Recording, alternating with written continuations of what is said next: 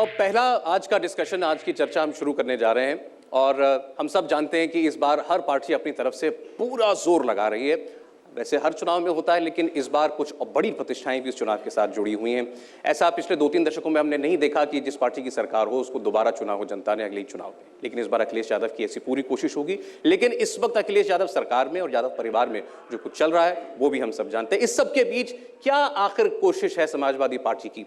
Congress party के लिए राहुल गांधी प्रदेश भर की यात्रा पर निकले हुए हैं। उनकी यात्रा को कैसा रिस्पांस मिल रहा है ये बताने के लिए हमारे साथ उनके इस चुनावी सफर को तय करने वाले शख्स हमारे साथ बैठे हैं। उनका नाम बताऊंगा, वो होंगे अनुप्रिया पटेल जी, केंद्रीय मंत्री हैं, सहयोगी हैं बीजेपी की, वो होंगी। और भारतीय जनता पार्टी बीजेपी के लिए सबसे बड़ी इस वक्त अगर कोई पचोपेश है तो वो ये कि आखिर चेहरा यूपी में दें या न दें, और दें तो किसको देते। इस तरह किस्म के तमाम सवाल हैं। हम बुलाना चाहते हैं मंच पर केशव मौर्य जी को, राज बब्बर जी को, नरेश अग्रवाल जी को, अनुप्रिया पटेल जी को। बात करेंगे यूपी में अब की बार किसकी सरकार।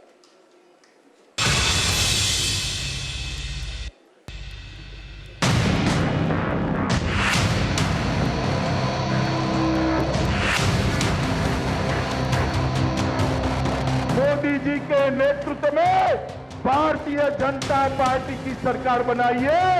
उत्तर प्रदेश को हम विकास के रास्ते पे आगे ले जाएंगे। हर जात के लोगों को जगह मिलेगी, हर धर्म के लोगों को जगह मिलेगी। हम सबकी सरकार बनाएंगे।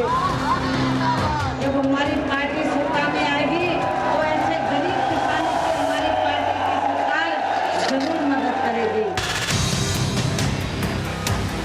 उत्तर प्रदेश की जनता आपकी इसके किसी बहकावे में आने वाली नहीं। उत्तर प्रदेश की जनता अपने भविष्य को संभालने के लिए दोबारा अखिलेश जी को मुख्यमंत्री बनाएगी।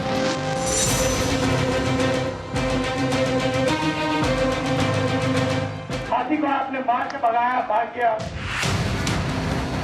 फिर आप साइकिल लाए, अब साइकिल 5 साल से फंसी हुई है। पहले से ज़्यादा सीट मिलेगी, पहले से ज़्यादा मिली। अब इतना क्लियर लोगों का मन इस सरकार के पक्ष में जो अभी है, खासतौर से मुख्यमंत्री के पक्ष में 300 से अधिक सीटें जीत करके उत्तर प्रदेश में कुशासन से मुक्त करते हुए सुशासन देने वाली भाजपा की सरकार बनाएंगे।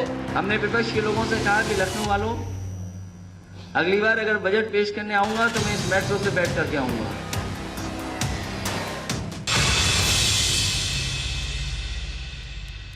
तो यूपी में अब की बार किसकी सरकार, ये वो सवाल है जिसका जवाब तो हम सब जानना चाहते हैं। लेकिन इसका जवाब मिलेगा तभी जब लोग अपना वोट देंगे, वोटों की गिनती होगी। लेकिन उससे पहले जितनी तैयारी और जितना जोर इस बार के चुनाव में अभी से लगता हुआ दिखाई दे रहा है, जब कुछ महीने बाकी हैं तो अंदाजा होता है कि पार्टियों के लिए चुनाव कितनी अहमियत रखता है।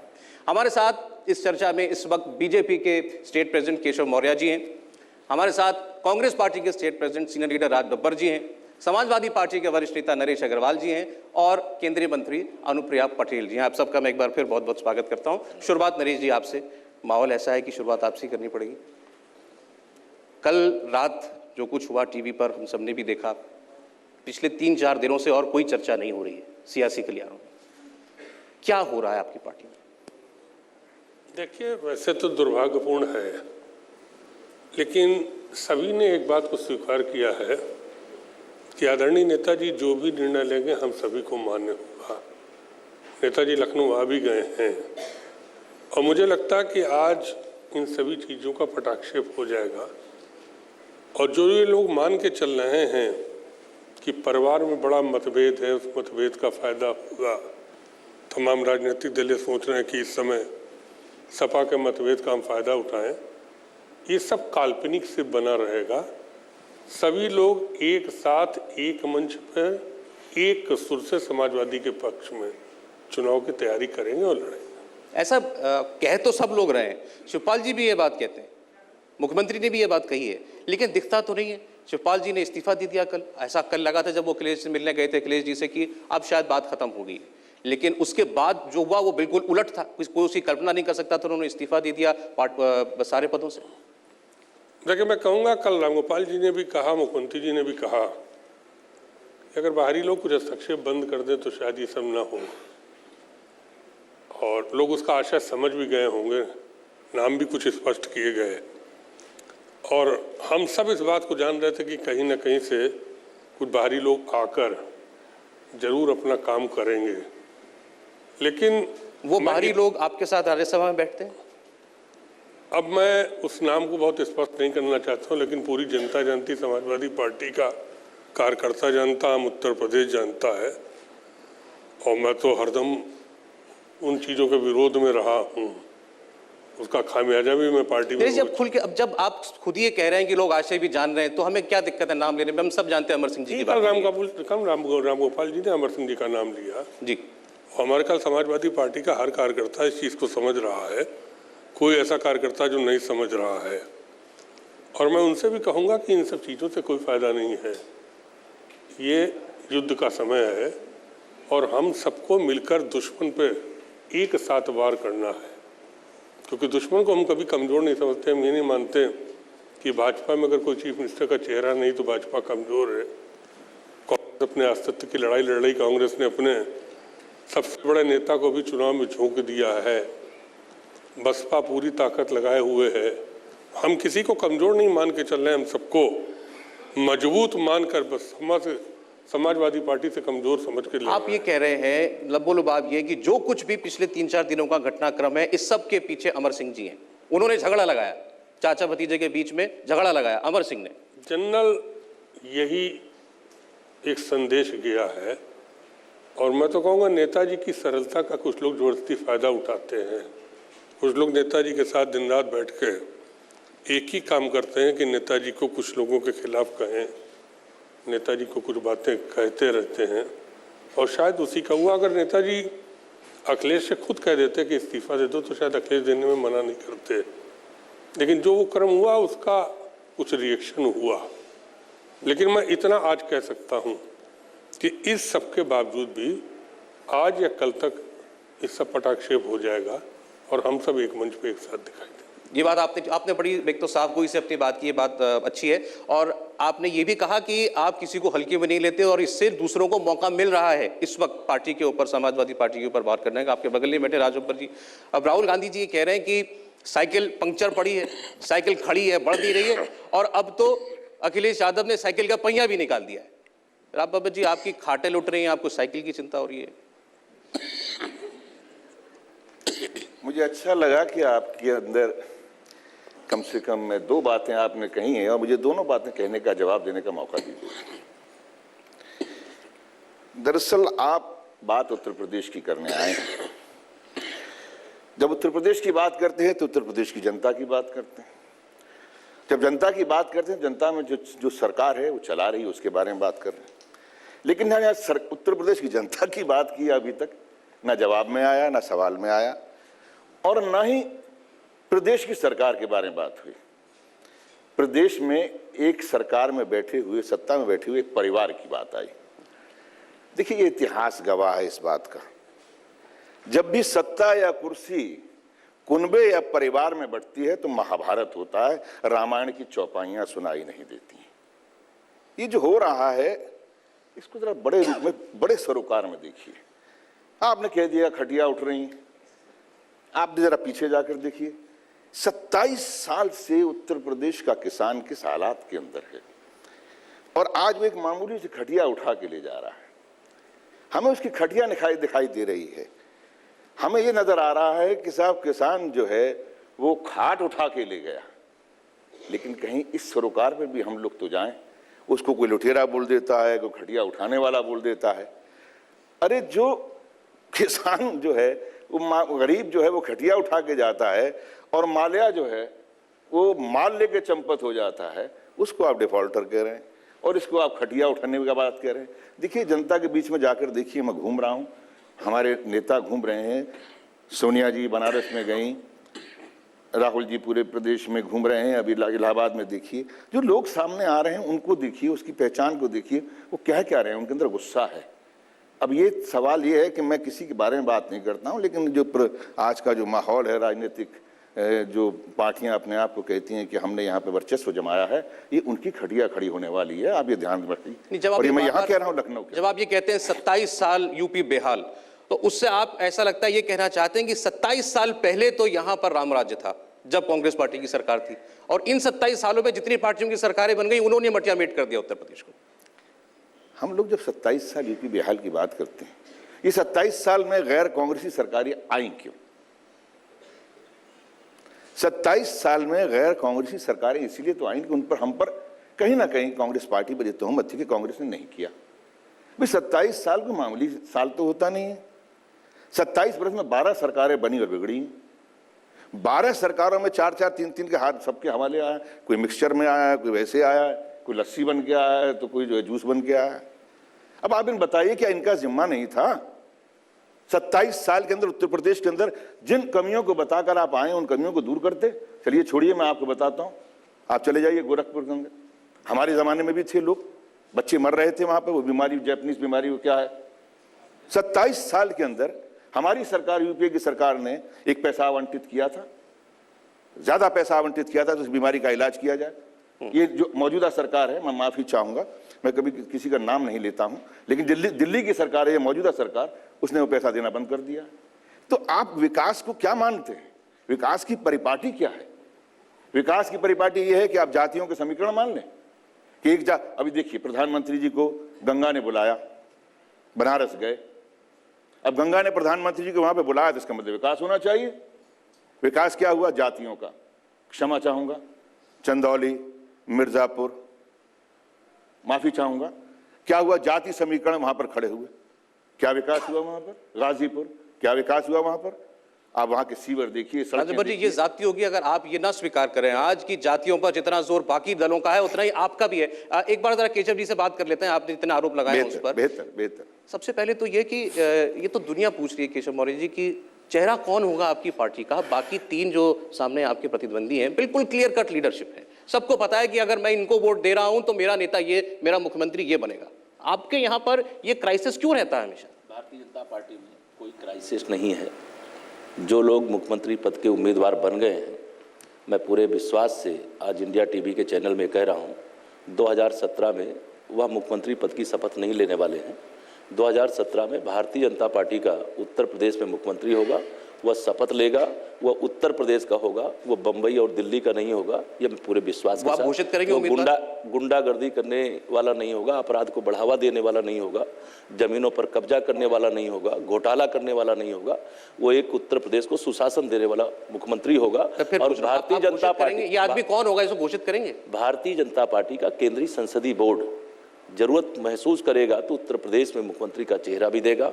अगर नहीं महसूस करेगा तो भारतीय जनता पार्टी का संगठन इतना ताकतवर है, बूथ स्तर से लेकर के विधानसभा स्तर तक हमने संगठन को इतनी मजबूती से खड़ा किया है कि हम 300 पार करेंगे इस 2017 के चुनाव। चलिए वो तो आगे देखा जाएगा, लेकिन खबरें जो छप रही हैं मैं उसकी बात कर रहा हूँ। ये कोई मेरी कोई निजी जानकारी नहीं है। खबरें ये छप रही हैं कि आपकी पार्टी 2 सर्वे करा चुकी है कि कौन चेहरा बने।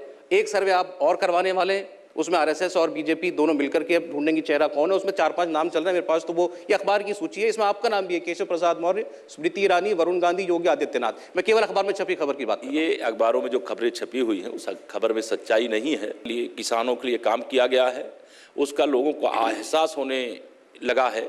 और उत्तर प्रदेश में चूंकि जो मुख्यमंत्री हैं श्री अखिलेश यादव जी, वह विकास विरोधी मुख्यमंत्री हैं। हर काम में अड़ंगा लगाना उनका एकमात्र लक्ष्य है। और केंद्र सरकार की योजनाओं को जनता तक जो पहुंच जाना चाहिए उसमें पहुंचने के मार्ग में बाधा डाल रहे हैं। इसीलिए समाजवादी पार्टी का जहाज तो डूबने वाला है। विकास विरोधी लड़ें चाहे ना लड़ें, यह असली लड़ाई है कि नकली लड़ाई है मुझे नहीं मालूम, लेकिन अगर यह असली है तो भी, नकली है तो भी, समाजवादी पार्टी का जहाज डूबेगा। बसपा का उत्तर प्रदेश से सफाया होगा। भारतीय जनता पार्टी का कमल खिलेगा। झगड़ा नकली है और आपका जहाज डूब रहा है। केशव प्रसाद मौर्य, देखिए विपक्ष में है, अगर ये आरोप नहीं लगेंगे तो इनकी गद्दी कैसे बची रहेगी। तो सौभाग्य इनको इतनी बड़ी गद्दी मिल गई। और ये आरोप लगाना विपक्ष का काम है। हम भी दिल्ली की सरकार पे आरोप लगाते हैं। मैं इनसे सिर्फ इतना पूछना चाहूँगा कि हमारे मुख्यमंत्री जी ने करीब 100 पत्र केंद्र के प्रधानमंत्री जी को लिखे। भारत के प्रधानमंत्री जी को हमने 100 पत्र लिखे कि उत्तर प्रदेश में विकास का ये पैसा रुका हुआ है। इंदिरा जी के ज़माने में एक परंपरा थी कि उत्तर प्रदेश के विकास के लिए देश का प्रधानमंत्री अलग से बैठक बुलाता था, प्रदेश के मुख्यमंत्री को बुलाता था, अधिकारी बैठते थे और उत्तर प्रदेश के विकास पर चर्चा होती थी, पैसा रिलीज होता था। वो परंपरा को बंद कर दिया। यहाँ तक कि हमारे मुख्यमंत्री के पत्रों का जवाब भी देना नहीं उचित समझा, जबकि नरेंद्र मोदी जी को समझना चाहिए। मैं बीच में नहीं बोला। आप ऊर्जा मंत्री भी रहे हैं। मौर्य जी, मैं बीच में नहीं बोला। अच्छा, चलिए पूरा कर लीजिए। आप ऊर्जा मंत्री भी रहे हैं, मुख्यमंत्री जी ऐसे हैं। मैं ये कह रहा हूँ ना, आप अध्यक्ष हो गए, थोड़ा सहनशीलता रखिए, क्योंकि मैं तो बिल्कुल ही नहीं बोला, आप जो कहते रहे। चलिए आप बात पूरी कर लीजिए, मैं बताता हूँ। तो मैंने कहा कि इतने पत्र लिखने के बावजूद भी न बुलाया। प्रधानमंत्री को शायद ये भी नहीं अभी तक विश्वास हो पा रहा है कि वो प्रधानमंत्री उत्तर प्रदेश की बदौलत बने हैं, क्योंकि देश के अधिकांश प्रधानमंत्री उत्तर प्रदेश से बने। मोदी जी को भी सौभाग्य है कि बनारस से जीत के गए, तभी उत्तर प्रदेश देश के प्रधानमंत्री। वो तो यादव परिवार में पारिवारिक फंक्शन में जा चुके हैं, आप कह रहे हैं वो बात, जब पत्रों का जवाब भी नहीं देते। नहीं, पत्रों का जवाब नहीं दिया। 100 पत्र लिखे हम लोगों ने, हाउस में उठाया, कहा प्रधानमंत्री जी से व्यक्तिगत मिलकर कहा कि उत्तर प्रदेश का विकास करना आपका भी कर्तव्य है, आखिर बैठा लिए, बुलाइए। जैसे अभी राज बब्बर जी कह रहे थे कि 27 साल बेहाल, इसके पहले राम राज्य था, उस 27 में केंद्र में इनकी सरकार रही, लूटो खाओ। जो पिछली 2 सरकारें थी, लूटो खाओ की सरकार रही, लेकिन उस पर राज बब्बर जी नहीं ध्यान देंगे। बस उत्तर प्रदेश में लूटो खाओ हो रहा था, दिल्ली में जो हो रहा था सब राम राज्य। एक रिएक्शन अनुप्रिया जी से ले लें, उसके बाद आपको आगे मौका मिलता रहेगा, आपको मौका मिलता रहेगा कि देना पड़ेगा, क्योंकि ऊर्जा मंत्री भी रहे हैं आदरणीय अग्रवाल साहब। यूपी के अंदर बिजली के लिए जितना पैसा आया, अखिलेश यादव जी उसका 28% खर्च कर सके, उसकी छोड़िए। इस समय उत्तर प्रदेश में बीमारी से ग्रस्त गरीबों के सामने इतना बड़ा संकट है, जो स्वास्थ्य सेवाओं के लिए केंद्र सरकार का पैसा आया उसका केवल 14% खर्च कर सके। अंतर्राज्यीय परिषद की बैठक होती, उस बैठक में श्री अखिलेश यादव जी इसलिए शामिल नहीं होने के लिए जाते क्योंकि उनकी विकास में रुचि नहीं है। उनका एक ही लक्ष्य है, सैफई का विकास। वह सैफई के विकास को उत्तर प्रदेश का विकास समझते हैं। समाजवादी पार्टी की यह सरकार विकास विरोधी सरकारों में से देश की नंबर 1 की सरकार। अच्छा, लोगों के बीच जाए उससे पहले अनुप्रिया आपसे पूछना चाहता हूं, क्योंकि बात अभी हो रही थी केशव जी से बीजेपी के सीएम कैंडिडेट की। आप सहयोगी हैं, आपको लगता है चेहरा देना जरूरी है या नहीं है? देखिए, अपना दल और भारतीय जनता पार्टी का उत्तर प्रदेश में गठबंधन है और दोनों ही दल लोकतांत्रिक परंपराओं में विश्वास रखते हैं। हमारे साथ समाजवादी पार्टी है, जहां परिवार के लोग डाइनिंग टेबल पर बैठ के मुख्यमंत्री का चेहरा तय कर लेते हैं। हमारे साथ कांग्रेस पार्टी है, जहां 10 जनपद की इच्छा का सम्मान किया जाता है, मुख्यमंत्री तय हो जाता है।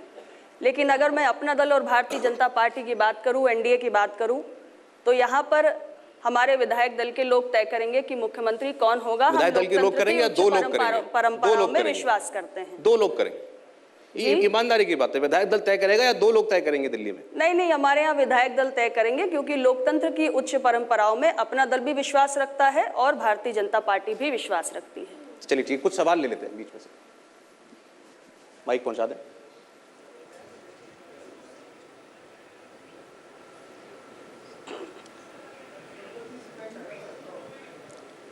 मैं आवाज नहीं माइक में। आपका माइक सर, आपका माइक ऑन नहीं है जी। यहाँ पर सभी दलों के प्रमुख दलों के प्रतिनिधि बैठे हैं, तो मैं एक सवाल शुरू में ही कर लेना चाहता हूँ। आप कृपया ये बताएं कि आपके अपने अपने दलों की विचारधारा क्या है और आपके दलों का उत्तर प्रदेश के विकास के लिए क्या कार्यक्रम क्या है। इसमें कोई क्लीशे हमको मत दीजिए, क्योंकि वो सभी पार्टियों के लगभग बराबर हैं। सभी पार्टियां एक ही जैसी बातें अपने मैनिफेस्टो में लगभग लिखती हैं, लेकिन जैसे विचारधारा का जब प्रश्न उठता है तो ये लगता है कि जाति और संप्रदाय की राजनीति जो है उसकी बलि चढ़ गई विचारधारा, या इसका उल्टा हुआ, जब विचारधारा खत्म हुई पार्टियों में तो जाति और संप्रदाय ने घर कर दिया। हम देखते थे कि शुरू के आज़ादी के वर्षों में हर राजनीतिक पार्टी में पार्टी के भीतर भी अलग अलग विचारधाराएं होती थीं। इसी कारण शायद कांग्रेस से समाजवादी धड़ा अलग हुआ। सर सवाल आपका जवाब ले ले मेरे ख्याल से, क्योंकि फिर लंबा हो तो जाएगा। मैं विचारधारा के प्रश्न पे आप लोगों से चाहता हूँ। राज बब्बर जी, पहले अभी आपने कहा भी कि जाति के समीकरण पार्टियां बैठाने में ज़्यादा बिजी हो गई हैं और जहां तक एजेंडे की बात है, विकास की बात है, वो नहीं होती। उनका सवाल यही है, आपका विजन क्या है? देखिए, जब तक ये जात बिरादरी, धर्म, मजहब, इनसे हम अलग नहीं हो सकते, ये सच। इनका सम्मान करना चाहिए, हमारे लिए है। लेकिन जब विकास की बात करते हैं और जब प्रदेश की, उत्तर प्रदेश जैसे प्रदेश की बात करते हैं या देश की बात करते हैं, तो पार्टियों में कोई भी व्यक्ति कहीं भी क्यों ना बैठा, एक जमाने में एक हमारी विचारधारा से नहीं थे, लेकिन देश के पूरे एक संस्कारों के साथ में जुड़ा हुआ एक विचार, अटल बिहारी वाजपेयी जी ने उसको हमेशा जिंदा रखा। वो धीरे धीरे समाप्त होता चला जा रहा है। उस वक्त भी जात बिरादरियों का सम्मान था, लेकिन खुलकर ढोल नहीं था। आज तो जात बिरादरियों के समीकरण और जात की ताकत या बिरादरी की ताकत में कोई हिंदू या मुसलमान की ताकत, ये सरकारें बना रही हैं। अगर मुसलमान और बिरादरी की ताकत, हिंदू या हिंदुत्व की ताकत, अगर ये विकास ला सकती हैं, तो फिर उत्तर प्रदेश क्या पूरे देश का विकास नहीं हो सकता। एक सवाल मेरा आपसे है, क्योंकि राहुल गांधी जी लीड कर रहे हैं आपका कैंपेन, ये सब लोग जानना चाहते होंगे, एक छवि बनी है उनकी, इसको आप स्वीकार करें या न करें, उनको बहुत से लोग नॉन सीरियस पॉलिटिशियन मानते हैं। जो पुराने नेता हैं वो ये कहते हैं कि आपकी पार्टी में एक नेता थे नटवर सिंह जी, उन्होंने कहा था कि ये 24 घंटे का काम है एक नेता होना, 24/7 आपको नेता होना पड़ेगा। वो राहुल गांधी नहीं है। ये भरोसा कैसे आए लोगों को कि अभी वो 1 महीना यहाँ है, फिर कहीं चले जाएं विदेश? मेरे ख्याल से पुराने हमारे जो कुछ कहावतें हैं, अब उन कहावतों से थोड़ा बाहर निकलना पड़ेगा। उन कहावतों का सम्मान करना चाहिए। बड़ा अच्छा लगता था कि राजनीति में चर्चा, पर्चा और खर्चा,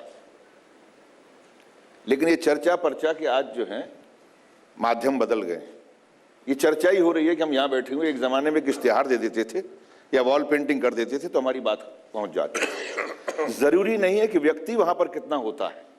जो हमारे साथी इस तरह की बातें करते हैं कि राहुल गांधी जी पार्ट टाइम हैं या 24 घंटे हैं, मेरी राय है अगर पॉलिटिक्स के अंदर अगर आना है या किसी भी सामाजिक क्षेत्र में आना है तो 24 घंटे नहीं, 24 घंटे के अंदर 48 घंटे काम करने की क्षमता हो तब आना, और राहुल गांधी में वो क्षमता है।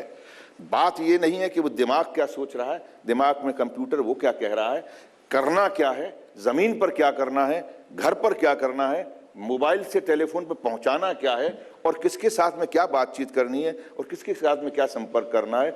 इसके लिए फिजिकल प्रेजेंस की जरूरी नहीं होती है कि आप यहीं बैठे रहिए और यहाँ से कि आज दुनिया के अंदर। ये भी मैं मान लेता हूं आपकी बात, लेकिन अब दूसरा आरोप ये है, खासकर आपके यूपी कैंपेन के बाद, कि राहुल गांधी जो बोल रहे हैं, राहुल गांधी जो कार्यक्रम चला रहे हैं, ये सब राहुल गांधी नहीं कर रहे हैं, तो प्रशांत किशोर कर रहे हैं। मैं कभी भी किसी भी व्यक्ति को छोटा नहीं मानता, पहली बात तो ये। और दूसरी बात मैं ये कहूंगा कि बहुत सारे हमारी बातों को और इनकी बातों को पहुंचाने के लिए बहुत सारे आपने साधन जोड़ाए और जोड़े हुए। वो इतने साधन हैं कि आज वो साधन हमारी इन तमाम बातों को पहुंचाने का काम कर रहे हैं। हमारे नेतृत्व का कॉन्सेप्ट, राहुल गांधी, सोनिया जी, वो कॉन्सेप्ट है, वो विचार है, और हमारे कार्यकर्ता की वो ताकत है। इसको किस तरह से पहुंचाना है, इसके लिए हमारे माध्यम है, वो प्रबंधन है, जिसके लिए प्रशांत जी वहां पर मौजूद हैं। वो राजनीतिक व्यक्ति नहीं है, वो वहां पर ये नहीं है कि वो हमें चला रहे हैं, बल्कि ये है कि हमारे विचार को कार्यकर्ताओं से के साथ कैसे चलाया जाए, उसके लिए चाहे इस माइक की ज़रूरत पड़ रही है या चाहे इस माइक की ज़रूरत पड़ रही है या चाहे तमाम और चीज़ों की ज़रूरत पड़ रही है, वो बातों को पहुंचा रहे हैं। और आई थिंक उसका स्वागत करना चाहिए और सम्मान करना चाहिए कि एक व्यक्ति जानता है। और सुनिए, ये बात नहीं है हमारे जानने से नहीं होता, हमारी समझ से नहीं होता। जिस सरकार आज जो केंद्र में बैठी हुई है, उस सरकार ने भी उनका इस्तेमाल किया, वो जानते थे। माने ये नहीं है वो उस पार्टी की या विचारधारा को लेकर हमारे बीच में नहीं आए हैं। बीजेपी की विचारधारा या आरएसएस की विचारधारा को नहीं हमारे यहाँ चला रहे हैं। वो सिर्फ अपने जो उनका स्किल है, जो जिस तरह से वो चला सकते हैं वो चला रहे हैं। विचार हमारे पार्टी का, कार्यकर्ता हमारा जो उसको पहुंचा वो टूल है, औजार हैं। पहले बीजेपी इस्तेमाल कर रही थी उनको और अब आप इस्तेमाल कर रहे हैं। अच्छा, उनका सवाल विचारधारा पे था। केशव प्रसाद जी, विचारधारा पर किसी की डाउट हो सकता है, समाजवादी पार्टी की क्या विचारधारा है, कांग्रेस पार्टी की क्या विचारधारा है। आपके बारे में लोगों को बहुत शुभा नहीं है, विचारधारा के बारे में लोग बड़ा साफ कहते हैं। आप हिंदुत्व की राजनीति करते हैं और आरोप आप पर ये लगते हैं कि आप चुनाव में राजनीतिक धार्मिक ध्रुवीकरण करके ज्यादा से ज्यादा लाभ उठाना चाहते हैं, और ऐसा लाभ आपने 2014 के इलेक्शन में भी उठाया यूपी में, और इस बार भी शायद आपकी मंशा यही है। देखिए, भारतीय जनता पार्टी को इस रास्ते पे चलने की न कभी आवश्यकता थी, न भाजपा कभी चली है, न कभी चलने की जरूरत पड़ेगी। भारतीय जनता पार्टी का नारा सबका साथ सबका विकास, हम सबके लिए काम कर रहे हैं, करके दिखाए हैं। 2 साल में कांग्रेस ने जो 60 साल में नहीं किया है, माननीय नरेंद्र मोदी जी के नेतृत्व वाली सरकार ने वो 2 साल में करके देने का काम किया है। आज जाइए गांव के अंदर, किसी गरीब के घर में, उस घर में जब प्रधानमंत्री उज्ज्वला योजना का गैस का सिलेंडर चूल्हा पहुंच जाता है, जब 1 रुपये महीने की प्रीमियम पर 12 रुपये दे करके उसको 2 लाख रुपए का सुरक्षा बीमा मिलता है, जब प्रधानमंत्री जनधन योजना के अंतर्गत खुले हुए खातों के माध्यम से आप लोग कहते हैं ये बातें, संगीत सोम अभी आ जाएंगे चुनाव मंच पे भी। मैं आपको एक बात बताना चाहता हूं, क्योंकि इसमें बहुत ऐसा लगता है कि आप दो मुही बातें पार्टी करती है। संगीत सोम का ऑन रिकॉर्ड बयान है मेरठ में कि इस चुनाव में बीजेपी का हारना यहां पाकिस्तान बनना होगा। इसका मतलब बता दीजिए।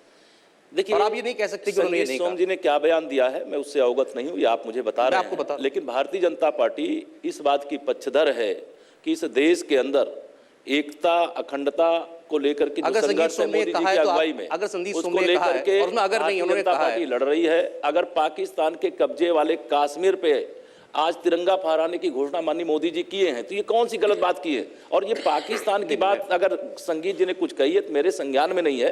भारतीय जनता पार्टी सबका साथ सबका विकास, आज भारतीय जनता पार्टी, आप पार्टी अध्यक्ष यूपी में। मैं आपको बता रहा हूं कि आपके एक नेता ने, जिनका कद अभी पिछले कुछ वर्षों में काफी बढ़ गया है प्रदेश में, उन्होंने ये बात कही कि अगर बीजेपी चुनाव हार गई तो पाकिस्तान की जीत होगी, तो ये इस इलाके में पाकिस्तान बनने वाली बात होगी। ये कारण आप पार्टी अध्यक्ष हैं, आप क्या करेंगे? देखिए, भारतीय जनता पार्टी इस प्रकार की कोई बात होगी तो मैं अध्यक्ष के नाते उसे देखूंगा। मैं यह नहीं मानता हूं कि अब माननीय नरेंद्र मोदी जी के रहते हुए भारत में कोई पाकिस्तान बना लेगा, यह संभव नहीं है। अब केंद्र में भारतीय जनता पार्टी की सरकार है और भारतीय जनता पार्टी की सरकार के रहते हुए इस प्रकार की बातें बेमानी है। लेकिन भारतीय जनता पार्टी ने कहा कि कैराना से हिंदू छोड़ के भाग गए। हाँ, भाग गए हैं। कैराना में वहाँ समाजवादी पार्टी की सरकार के द्वारा समुदाय विशेष के गुंडों को मतलब महत्व देने के कारण, उनको संरक्षण करने के कारण इस प्रकार की घटनाएं केवल समुदाय विशेष के गुंडों को, देखिए अभी आपने क्या, मैं कह रहा हूँ समुदाय विशेष के गुंडों, इसमें मुझे कोई संकोच नहीं है। अगर समुदाय विशेष के गुंडों को सरकार के द्वारा संरक्षण दिया जाएगा,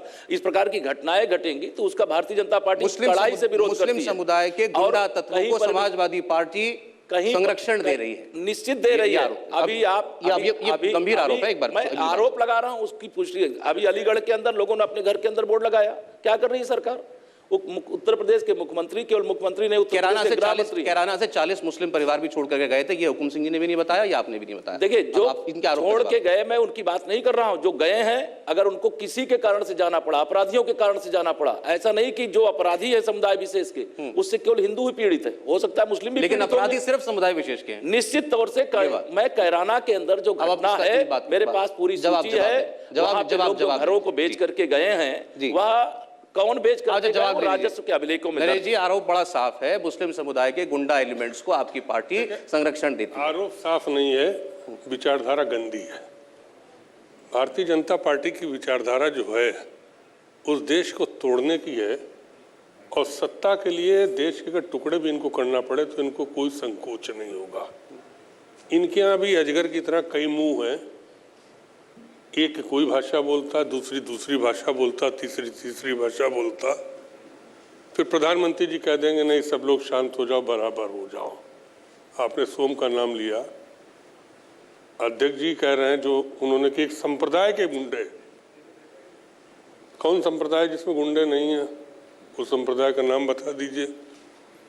अगर देश का इतिहास उठा लीजिए तो किस संप्रदाय के गुंडे देश में नहीं बंद हुए? ये मानसिकता अगर अब सोच के भारतीय जनता पार्टी ये सोचे कि हम इसके नाम पर हिंदुत्व को वोट ले लेंगे। कई एक्सपेरिमेंट इन्होंने उत्तर प्रदेश में करने की भी कोशिश की। लव जिहाद का नारा दिया, बाबा योगीद्यनाथ कुछ बोले, रितंबरा कुछ बोली आकर, और भी इनके यहाँ तमाम बाबा दादी बाबा तमाम आके तमाम बातें बोलते हैं। तो ये एक बात आप बड़ी साफ समझ लीजिए, ये उत्तर प्रदेश बहुत जागरूक है। और जो मैंने पहले कहा था कि अगर देश की राजनीति की दिशा उत्तर प्रदेश तय करता है, देश का प्रधानमंत्री उत्तर प्रदेश अधिकांश बनाता है, तो अगर आप ये सोचे किसी जाति विशेष पे जी, और मेरा बहुत विरोध है और मैं इस बात को खुलेआम से भर्त्सना करता हूँ जो उन्होंने मुस्लिम संप्रदाय के ऊपर गुंडे वाला जो आरोप लगाया है, मैं इसकी घनघोर भर्त्सना करता हूँ। और मेरे ख्याल यहाँ जितने बैठे होंगे मेरी बात से सहमत होंगे कि किसी जाति समुदाय की बात नहीं कर रहा हूँ, समुदाय विशेष के गुंडों की बात कर रहा हूँ। और गुंडों का दमन होना चाहिए। गृह मंत्री हैं उत्तर प्रदेश के मुख्यमंत्री, फला समाज के मैं गुंडे कह दूं तो कैसा लगेगा? तो इस चीज की इनको माफी मांगनी चाहिए सबसे पहले तो मैं कहूँगा।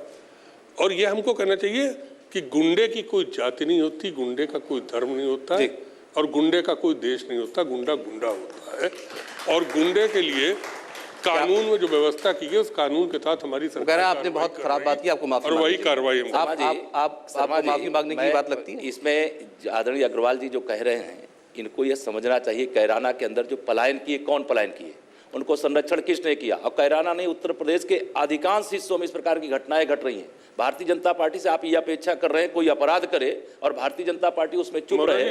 और आप अगर में मेरे रिश्तेदार भी रहते हैं, आप नहीं रहते हैं, आपके मेरे रिश्तेदार रहते हैं, जरूर रहते होंगे, मैं इससे इनकार नहीं मेरे रिश्तेदार उनमें तमाम हैं। आपके वो अपने बिजनेस से गए, न कि किसी के दल से भाग के गए हैं। और हिंदू मुसलमान अग्रवाल साहब, अगर आप नहीं गए हैं तो जाकर के वहां देखिए, भारतीय जनता पार्टी का जांच दल, भारतीय जनता पार्टी का जांच दल गया, उसकी रिपोर्ट है, मीडिया ने भी उस विषय को उठाया है। इस बात को पहले आप संशोधित कर लें कि मैं संपूर्ण मुस्लिम समाज पे कोई बात नहीं कर रहा हूं। कैराना के समुदाय विशेष के गुंडों के द्वारा आतंकित करने के कारण लोग घर बेच करके गए, उसके राजस्व अभिलेखों में प्रमाण है। और भारतीय जनता पार्टी पूरे दमखम के साथ ये कहती कहीं पर भी अन्याय होगा, अत्याचार होगा, हम पहले भी लड़े हैं, आज भी लड़ रहे हैं, आगे भी लड़ेंगे। गलत व्यक्ति को कतई बर्दाश्त नहीं करेंगे। तुष्टीकरण की राजनीति करना भाजपा की राजनीति नहीं है। भारतीय जनता पार्टी जो राजनीति करती है वो सबके साथ, सबके विकास की राजनीति करती है। बात से मुझे आपत्ति ये है कि आप ये कहना चाह रहे हैं कि समाजवादी पार्टी की सरकार ये मुस्लिम समाज के गुंडों को तो बाहर घूमने देती है और वो हिंदू समाज या कोई और भी जो हमारे यहाँ धर्मों के लोग रहते हैं उनके ऐसे सामाजिक तत्वों को पकड़ के मैं ऐसा भी नहीं कहता। मैं देखिए, या फिर यूपी में सारे गुंडे ही मुसलमान हैं। समाजवाद नहीं, ये भी मैं मुस्लिम और हिंदू की बात, कैराना का आपने मुझसे सवाल किया और उस कैराना के सवाल पे आपको मैंने बताया कि समुदाय विशेष के गुंडों का उत्तर प्रदेश में अगर अपराध आज चरम सीमा पर है, अगर मथुरा के अंदर सरकारी जमीन पर कब्जा किए हुए लोग, जिस पे न्यायालय के द्वारा आदेश दिया जाता है, एक पुलिस का अधिकारी अपनी पुलिस को लेकर के, फोर्स को लेकर के वहां खाली कराने के लिए जाता है,